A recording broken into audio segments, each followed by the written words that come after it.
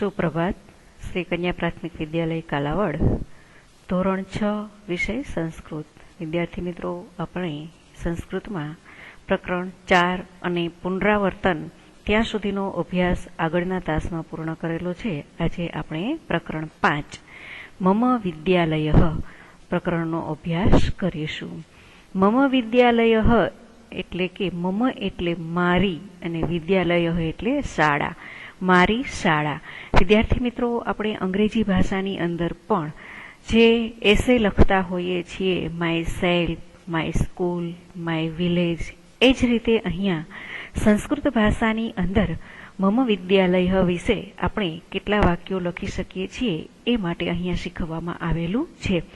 શાળાનું ચિત્ર જોઈએ તો ચિત્રમાં જોઈએ તો શાળાના પટાંગણમાં આપણે હિંચકા, લપસ્યા, રમતનું મેદાનમાં વાવેલા વૃક્ષો અને સ્કૂલ, આટલું આપણે જોઈએ છીએ. તો વિદ્યાર્થી મિત્રો, બે વ્યક્તિઓ છે, રાજીવ અને અનિલ, એ બંને સંસ્કૃતમાં વાર્તાલાપ કર્યો કહેવાય. વાતચીત કરવી મીન્સ કે વાર્તાલાપ કરી રહ્યા છે. સંસ્કૃતની અંદર વાર્તાલાપ કરી રહ્યા છે. તો કેવી રીતે એ પોતાની સ્કૂલને પોતે વખાણે છે, એમની પ્રશંસા કરતા સંસ્કૃત ભાષામાં કેવા વાક્યો બોલે છે એ આપણે શીખીએ. રાજીવ વદતી, રાજીવ બોલે છે. રાજીવ વદતી પશ્ય અનિલ એષ મમ વિદ્યાલય. રાજીવ વદતી પશ્ય એટલે કે જો, અનિલ એટલે અનિલ, એષ એટલે કે આ, જો આ મારી શાળા છે. પશ્યનો અર્થ થાય છે જો અથવા જુઓ એવું. રાજીવ કહે છે જો અનિલ, આ મારી શાળા છે. મમ વિદ્યાલય સુંદર અસ્તિ, મારી શાળા સુંદર છે. અનિલ વદતી સત્યમ, અનિલ એમની સાથે વાતચીત કરતા અનિલ બોલે છે સત્યમ એટલે કે સાચું. વિદ્યાલય વિશાલ અપી અસ્તિ, વિદ્યાલય વિશાલ એટલે કે મોટી પણ છે. વિદ્યાલય મોટી પણ છે. રાજીવ વદતી અહમ પ્રતિદિનમ વિદ્યાલયમ આગચ્છામિ, પ્રતિદિનમ એટલે કે દરરોજ, અને આગચ્છામિ એટલે કે આવું છું. અહમ એટલે કે હું દરરોજ શાળામાં આવું છું. આગચ્છામિ આવું છું, ગચ્છામિ હોય તો જવું છું, આગચ્છામિ હોય તો આવું છું. અહીંયા વિદ્યાર્થી મિત્રો વિરોધી શબ્દની વાત કરવામાં આવેલી છે, તો એ પણ આપણે ધ્યાનમાં લેતા જઈએ. પ્રતિદિનમ એટલે કે દરરોજ, હું દરરોજ શાળામાં આવું છું. અનિલ વદતી વિદ્યાલયસ્ય આરંભ કદા ભવતી. આરંભ મીન્સ કે શરૂઆત, કદા એટલે કે ક્યારે, અને ભવતી શબ્દનો અર્થ છે અહીંયા વાક્યની અંદર છેલ્લે આપેલો છે, એટલે ભવતી શબ્દનો અર્થ બનવું અથવા થવું થાય. આની પહેલા આપણે ભવતી કા નામ, તો તમારું નામ શું છે એ માટે પૂછવાનું હતું, પરંતુ અહીંયા ભવતી છે એમને તી એ પ્રત્યય લાગેલો છે, એટલે એના આધારે ભવતી એટલે બનવું અથવા થવું એવો અર્થ થાય છે. તો વિદ્યાલયનો આરંભ ક્યારે થાય છે અથવા તો વિદ્યાલયની શરૂઆત ક્યારે થાય છે એવું કહેવામાં આવેલું છે. તો વિદ્યાર્થી મિત્રો, અહીંયા વિદ્યાલયની શરૂઆત ક્યારે થાય છે એ કહેવામાં આવેલું છે. તો આપણે જોઈએ વિદ્યાલયની શરૂઆતનો સમય છે, દરેક લોકોને પોતાની શાળાનો સમય છે એ બતાવવામાં આવેલો હોય. તો દરેક લોકોને સવારની શાળા હોય છે, બપોરની શાળા હોય છે, એ પ્રમાણેનો સમય છે બતાવવામાં આવેલો હોય. તો વિદ્યાર્થી મિત્રો, અહીંયા આપણે જોઈએ આરંભે મમ વિદ્યાલય આરંભ 11 વાદને ભવતી. આપણે પ્રથમ સત્રની અંદર શીખી ગયા હતા અંકોનું સંસ્કૃત વાંચન. 11 વાદને એટલે કે 11 વાગ્યે. મારી વિદ્યાલયનો આરંભ, મારી વિદ્યાલય 11 વાગે શરૂ થાય છે. આરંભે અહમ પ્રાર્થના ખંડમ ગચ્છામિ, શરૂઆતમાં હું પ્રાર્થના ખંડની અંદર જાઉં છું. ગચ્છામિ જાઉં છું. તત્ર અહમ પ્રાર્થના કરોમિ, ત્યાં હું પ્રાર્થના કરું છું. અનિલઃ વદતિ ભવતઃ વર્ગખંડઃ કુત્ર અસ્તિ. જુઓ વિદ્યાર્થી મિત્રો, આપણે અહીંયા તમને વાત હમણાં જ કરવામાં આવી હતી. જુઓ, ભવતઃ શરૂઆતમાં આપેલું હોય ને તો આપનું, આપની. અહીંયા અનિલ છે, રાજીવની સાથે વાતચીત કરી રહ્યો છે એટલે પુલ્લિંગ નામ છે, એટલા માટે ભવત. જો સ્ત્રીલિંગ નામ હોત ને તો ભવતી. એટલે શરૂઆતમાં આપેલું હોય તો આપ અથવા આપની એવો અર્થ થાય છે, અને જો અંતમાં આપેલું હોય તો એનો બનવું અથવા થવું એવો અર્થ થાય છે. એ ખાસ યાદ રાખજો. ભવતઃ એટલે આપનું વર્ગખંડ કુત્ર ક્યાં છે, આપનો વર્ગખંડ ક્યાં છે એવું પૂછે છે. એટલે કે શાળાની અંદર હવે પોતે પ્રવેશ કર્યો છે અને બતાવે છે કે શરૂઆતમાં અમે શાળામાં જઈએ છીએ, તો તમારો વર્ગખંડ છે ક્યાં છે એવું પૂછે છે. મમ વર્ગખંડઃ પ્રાર્થનાખંડસ્ય સમીપે એવ અસ્તિ. મારો વર્ગખંડ છે પ્રાર્થનાખંડસ્ય સમીપે, એટલે કે પ્રાર્થના ખંડની બાજુમાં. એવનો અર્થ જ, પ્રાર્થના ખંડની બાજુમાં જ છે. અનિલઃ વદતિ ભવતઃ વર્ગ શિક્ષકઃ કઃ અસ્તિ. ભવતઃ એટલે આપના, વર્ગ શિક્ષક એટલે ક્લાસ ટીચર, કઃ એટલે કોણ, અસ્તિ છે. આપના વર્ગ શિક્ષક કોણ છે? રાજીહ વદતિ હર્ષા મહોદયા મમ વર્ગ શિક્ષિકા અસ્તિ. હવે વિદ્યાર્થી મિત્રો જુઓ, અહીંયા સ્ત્રીલિંગ નામ આપેલું હોય તો મહોદયા, અને જો પુલ્લિંગ નામ આપેલું હોય તો મહોદય. એટલે કે શ્રીમતી હર્ષાબેન મારા વર્ગ શિક્ષક છે. સા સંસ્કૃતમ પાઠયતી, તે સંસ્કૃત શીખવે છે. તેણી સંસ્કૃત શીખવે છે. અનિલઃ વદતિ ભવતઃ વિદ્યાલયે પુસ્તકાલય અસ્તિ વા. ભવતઃ એટલે આપની, વિદ્યાલયે શાળામાં, પુસ્તકાલય એટલે જે લાઇબ્રેરી કહીએ છીએ તે આપણે, પુસ્તકાલય અસ્તિ વા છે કે. વા શબ્દનું જ્યારે વાક્યના અંતમાં વા આપવામાં આવેલું હોય ત્યારે એ આપણને શંકા સ્વરૂપે પૂછવા માટે ઉપયોગમાં હોય છે. આપની વિદ્યાલયમાં પુસ્તકાલય છે કે. રાજીવઃ વદતિ આમ, એટલે રાજીવ કહે છે હા. અહમ પુસ્તકાલયે પુસ્તકમ પઠામી. હું પુસ્તકાલયમાં પુસ્તક વાંચું છું. પઠામી એટલે મી પ્રત્યય જ્યારે લાગે છે ત્યારે હું પ્રત્યય એમની સાથે આવે છે. પુસ્તક વાંચું છું. મમ વિદ્યાલયે વિશાલમ ક્રીડાંગણમ અસ્તિ. મમ વિદ્યાલયે વિશાલમ ક્રીડાંગણમ અપી અસ્તિ. મારી વિદ્યાલયમાં મોટું રમતનું મેદાન પણ છે.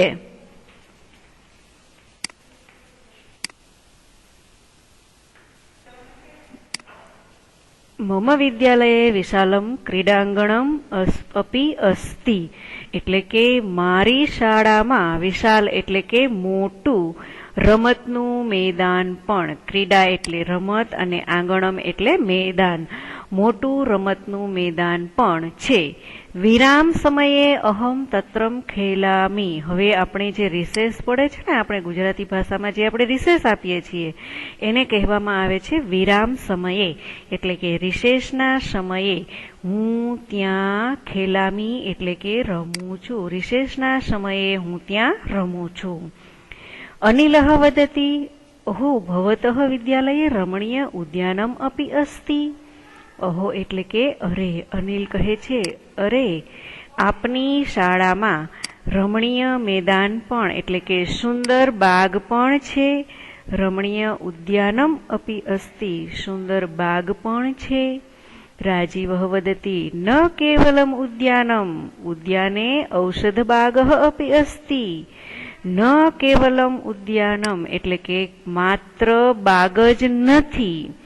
ઉદ્યાને ઔષધ બાગ એટલે કે ઉદ્યાને ઔષધિનો બાગ પણ છે.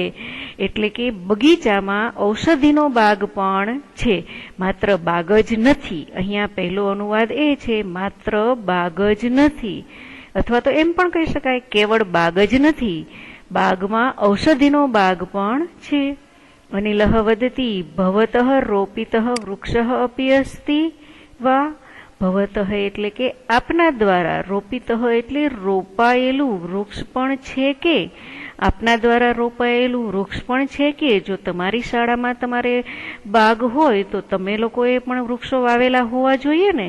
એટલા માટે કહે છે કે આપનું વાવેલું વૃક્ષ, આપનું રોપાયેલું વૃક્ષ પણ છે કે? જ્યારે આપણે ગુજરાતી અનુવાદ લખીએ ને ત્યારે વિદ્યાર્થી મિત્રો અહીંયા ગુજરાતી અનુવાદમાં પણ આપણે પ્રશ્નાર્થ ચિહ્ન અવશ્ય કરવાનું છે. રાજીવ વદતી, આમ રાજીવ જવાબ આપે છે હા. પશ્ય એષઃ વૃક્ષ મયા રોપિતઃ અસ્તિ. પશ્ય એટલે કે જો, એષઃ વૃક્ષ આ વૃક્ષ, મયા એટલે મારાથી, રોપિતઃ રોપાયેલું, અસ્તિ છે, આ વૃક્ષ મારાથી રોપાયેલું છે. ત્યાર પછી આપે છે જવાબ. અનિલ એમની સાથે વાતચીત કરતા કહે છે, અનિલઃ વદતી ઉત્તમમ તર્હિ ભવાનઃ ગૃહમ કદા ગચ્છતિ. તો જવાબ આપે છે એમને, અનિલ કહે છે કે તો તું ઘરે ક્યારે જાય છે? કે એમના સ્કૂલની બધી વિઝિટ એમણે કરી લીધી. ત્યાર પછી એ કહે છે સારું, તર્હિ ભવાનઃ ગૃહમ કદા ગચ્છતિ. તો આપ ઘરે ક્યારે જાઓ છો? રાજીવઃ વદતી અહમ સાયં 5 વાદને ગૃહમ ગચ્છામિ. હું સાંજે 5 વાગ્યે ઘરે જાઉં છું. જુઓ, મી પ્રત્યય અને તી પ્રત્યય. મી પ્રત્યય વ્યક્તિ પોતાના માટે વાત કરતો હોય છે ત્યારે છે, અને તી પ્રત્યય છે બીજાના માટે. અનિલઃ વદતી ભવતઃ વિદ્યાલયઃ નનુ સુંદરઃ અસ્તિ. ભવતઃ એટલે આપની, વિદ્યાલય એટલે શાળા, નનુ એટલે ખરેખર, સુંદર છે, આપની શાળા ખરેખર સુંદર છે. આ રીતે શાળાના માટેની વાતચીત છે રાજીવ અને અનિલ બે મિત્રો દ્વારા કરવામાં આવેલી છે. રાજીવ છે એ પોતાની શાળાની મુલાકાતે અનિલને લઈ ગયેલો છે અને અનિલને પોતાની શાળા બતાવેલી છે. એ માટેની ચર્ચા આ પાઠની અંદર આપવામાં આવેલી હતી. વિદ્યાર્થી મિત્રો, સૌ પ્રથમ આપણે ટિપ્પણી લખીશું પાકી બુકની અંદર. ત્યાર પછી આપણે પાઠનો માત્ર અનુવાદ લખીશું અને ત્યાર પછી તમે લોકો એમના પ્રશ્ન જવાબ છે એની જે PDF મોકલવામાં આવે એ લખીશું. આપણે અહીંયા માત્ર સ્વાધ્યાયના પ્રશ્નોની આછી ઝલક લઈ લઈએ. એકમના આધારે નીચે આપેલા વાક્યો સુધારીને ફરીથી લખો. અનિલસ્ય વિદ્યાલયઃ સુંદરમ અસ્તિ. વિદ્યાલયે ક્રીડાંગણમ અસ્તિ. રાજીવઃ પુસ્તકાલયે ક્રીડતિ. હવે એકમના આધારે એટલે કે પાઠના આધારે છે એ તમારે વાક્ય ફરીથી આ વાક્ય શોધી અને પાઠમાંથી જોઈને લખવાનું છે. રાજીવઃ ક્રીડાંગણે પઠતી, તો રાજીવ પુસ્તકાલયે ક્રીડતી, તો વાક્ય બધા છે એ ખોટા થાય છે. એટલે કે અહીંયા છે અનિલસ્ય વિદ્યાલય નહીં પરંતુ રાજીવસ્ય વિદ્યાલય, એટલા માટે નામ બદલશે અહીંયા. ત્યાર પછી વિદ્યાલયે ક્રીડાંગણમ અસ્તિ, એ વાક્ય પરફેક્ટ જ છે. રાજીવ પુસ્તકાલયે ક્રીડતી, તો ક્રીડતી નહીં પરંતુ પઠતી. ક્રીડાંગણે રાજીવ પઠતી, પઠતી નહીં પરંતુ ત્યાં ખેલતી આવશે. રાજીવ 9 વાદને વિદ્યાલયમ ગચ્છતિ નહીં, 11 વાદને વિદ્યાલયમ ગચ્છતિ. એ રીતે છે તમારો જવાબ ત્યાં હશે. આ રીતે વાક્યો છે સુધારી અને તમારે ફરીથી લખવાના રહેશે. હવે વાક્યોનો સંસ્કૃતમાં અનુવાદ કરો. આ મારી શાળા છે. એષઃ મમ વિદ્યાલયઃ. મારી શાળા સુંદર છે. મમ વિદ્યાલયઃ સુંદરમ અસ્તિ. શાળા 11 વાગે શરૂ થાય છે. વિદ્યાલયસ્ય આરંભ 11 વાદને અસ્તિ. શાળામાં પુસ્તકાલય છે. વિદ્યાલયે પુસ્તકાલયમ અસ્તિ. હું રિસેસમાં મેદાનમાં રમું છું. વિરામ સમયે અહમ ક્રીડાંગણે ખેલામી. આ રીતે છે એમના વાક્યો તમારે લખવાના રહેશે. હવે યોગ્ય શબ્દ પસંદ કરી અને ખાલી જગ્યા પૂરવાની છે. રાજીવઃ ખાલી જગ્યા વાદને ગૃહમ ગચ્છતિ. તો એ તો તમારા માટે એકદમ ઈઝી બની ગયું છે. જેટલા વાગે ઘરે જાય છે એ તમારે ત્યાં જવાબ આપવાનો છે. આટલું તો તમારા માટે જ છોડવામાં આવશે. મમ વિદ્યાલયઃ ખાલી જગ્યા અસ્તિ, તો એ પણ તમારી પાસે જવાબ પડેલો છે. અહમ પ્રતિદિનમ ગચ્છામિ. અહમ પ્રતિદિનમ વિમાનયાનમ એટલે કે વિમાનમાં, વિદ્યાલયમ એટલે શાળામાં.